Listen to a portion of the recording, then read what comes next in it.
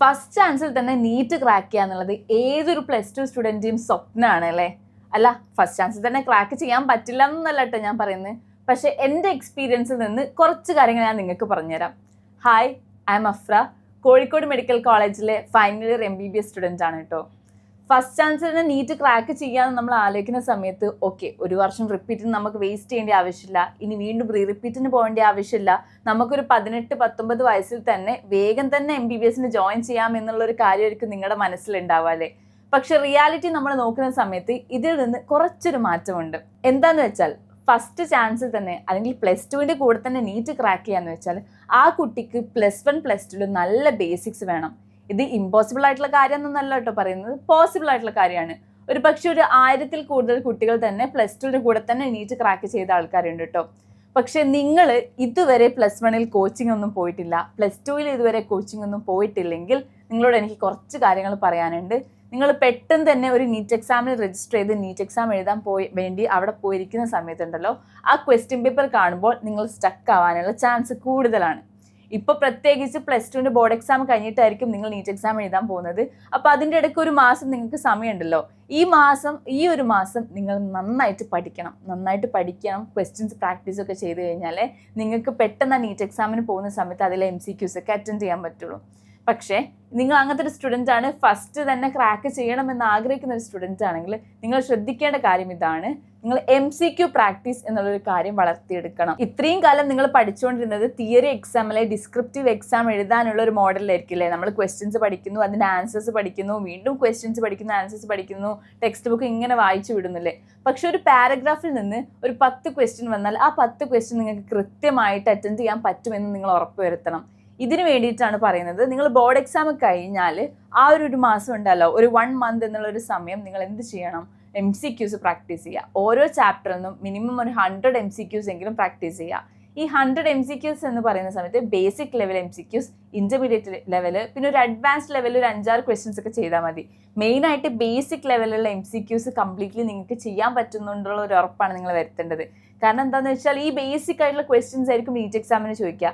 ശരിക്കൊരു NEET exam എന്ന് പറഞ്ഞാൽ +2 സ്റ്റുഡൻറ്റിന് എഴുതാൻ പറ്റിയ എക്സാമാണ്. ബട്ട് ഈ ഒരു എക്സാം നിങ്ങൾ ക്രാക്ക് ചെയ്യണമെങ്കിൽ ഒരു ക്വസ്റ്റ്യനിൽ നിന്ന് നിങ്ങൾ എങ്ങനെ ആൻസറിലേക്ക് 1 മിനിറ്റിനുള്ളിൽ എത്തും എന്നുള്ളത് നിങ്ങൾക്ക് മനസ്സിലാവണം.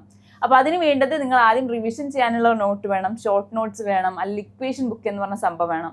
ഈ MCQ പ്രാക്ടീസിൻ്റെ കൂടെ തന്നെ ഫിസിക്സ് ഒക്കെ ചില ആൾക്കാർക്ക് ഭയങ്കര ഡിഫിക്കൽട്ട് ആയിരിക്കുമല്ലോ. അപ്പോൾ നിങ്ങൾ എന്ത് ചെയ്യുക? ഫിസിക്സിൽ ഭയങ്കര ഇമ്പോർട്ടൻ്റ് ആയിട്ടുള്ള ഇക്വേഷൻസ് ഒക്കെ ഉണ്ടാവില്ല. അപ്പം കുറേ ഇക്വേഷൻസ് ഉണ്ടാവും ടെക്സ്റ്റ് ബുക്കിൽ. Laws of motion, straight line എന്ന് പറഞ്ഞ ചാപ്റ്ററിലൊക്കെ കുറേ ഇക്വേഷൻസ് ഉണ്ടാവും. ഇതൊക്കെ മാറ്റി എഴുതിയെടുത്ത് ചെറിയൊരു ഇക്വേഷൻ ബുക്ക് നിങ്ങളുടെ കയ്യിൽ വെക്കാം. അപ്പോൾ ചില കുട്ടിക്ക് ഡൗട്ട് ഉണ്ടാവും, ഇതൊക്കെ എങ്ങനെയാ പെട്ടെന്ന് ചെയ്ത് തീർക്കാൻ പറ്റുക എന്നുള്ളത്. അവിടെയാണ് ആക്ച്വലി ക്രാഷ് കോഴ്സിൻ്റെ ഇമ്പോർട്ടൻസ് ഒക്കെ വരുന്നത്.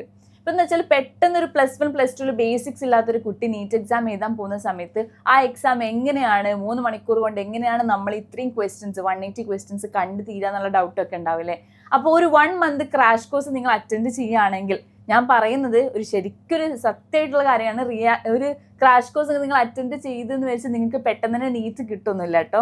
അതിന് സത്യാവസ്ഥ അത് തന്നെയാണ്. പക്ഷേ ഒരു ഫസ്റ്റ് ടൈം നീറ്റ് എഴുതാൻ പോകുന്ന ഒരു കുട്ടിക്ക് ക്വസ്റ്റ്യൻസ് എങ്ങനെയാണ് വരുന്നത്, എങ്ങനെയാണ് ഒരു OMR ഷീറ്റിൽ ബബിൾ ചെയ്യേണ്ടതെന്നൊക്കെ അറിയണമെങ്കിൽ നിങ്ങൾ നിർബന്ധമായിട്ടൊരു ക്രാഷ് കോഴ്സ് അറ്റൻഡ് ചെയ്യണം.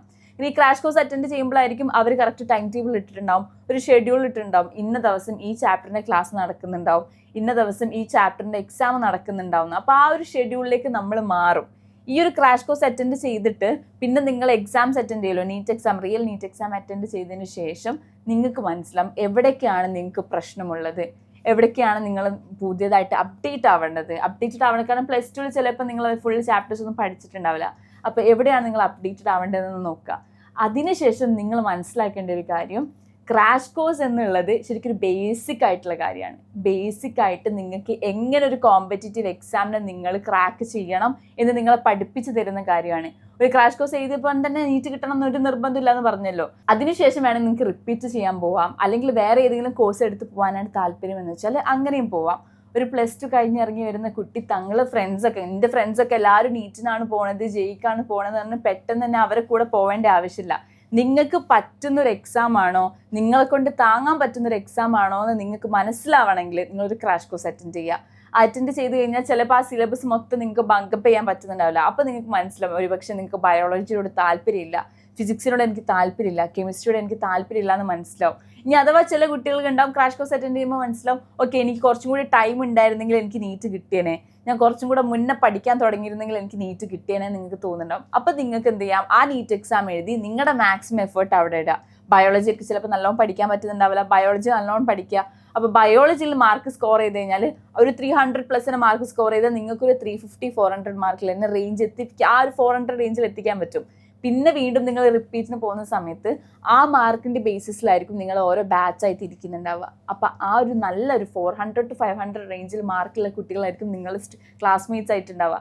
നിങ്ങൾ അവിടെ ഒരു കമ്പൈൻ ലേണിംഗ് ഒക്കെ വന്നിട്ട് നല്ല ഡൗട്ട് ക്ലിയറൻസ് ഒക്കെ നടത്തി മുന്നോട്ട് പോകാൻ പറ്റും. ഇത്രയും കാലം എല്ലാ സ്റ്റുഡൻസും പഠിച്ചുകൊണ്ടിരുന്നത് ഇങ്ങനെ തന്നെയാണ്. ഫസ്റ്റ് ചാൻസിൽ തന്നെ എക്സാം എഴുതുന്ന സമയത്ത് ഇത് വെറുതെയാണ്, ഞാനൊന്നും പഠിച്ചിട്ടില്ല എന്ന് വിചാരിച്ച് ഒന്നും പഠിക്കാതെ പോയി എക്സാം എഴുതണ്ട.